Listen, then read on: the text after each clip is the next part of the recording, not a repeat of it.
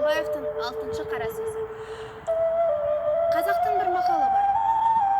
Өнер алды бірлік, ырыс алды тірлік дейді. Бірлік қандай елде болады? Қайтсе тату болады, оны білмейді. Қазақ ойлайды. Бірлік ат ортақ, ас ортақ, киім ортақ, дәулет ортақ болса екен дейді. Олай болғанда байлықтан не пайда? Кедейліктен не залал?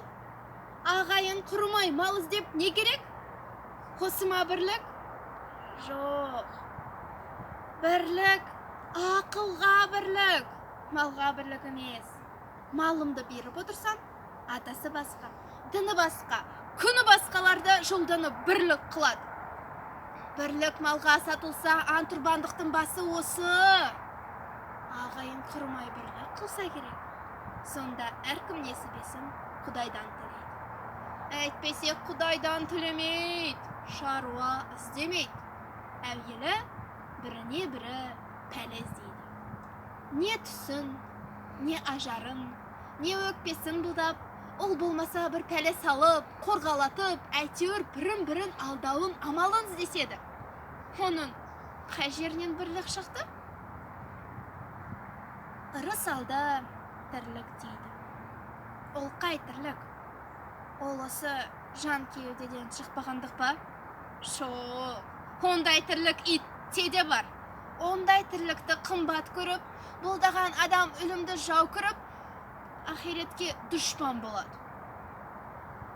Жанын қорғалатып, жаудан қашып, қорқақ атанып, еңбек қылудан, қызмет қылудан қашып, ез атанып, еріншек атанып, дүниеде әлгі айтылған ырысқа дұшпан болады.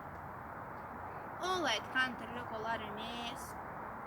Көкірегі, көңілі тірі болса, соны айтады. Өзің тірі болсаң да, көкірегі өлі болса, ақыл табуға сөз ұға алмайсың. Адал еңбекпен ерінбей жүріп, мал табуға жегер қыла алмайсың. Кеселді жалқау қыл жақпас, әзір тамақ, әзір ас. Сыртын пысық, ішін лас, артын ойлап, ұялмаз болып жүріп тірімін деме. Оннан да Алла жіберген ақ бүйректі өлімнің өзі артық.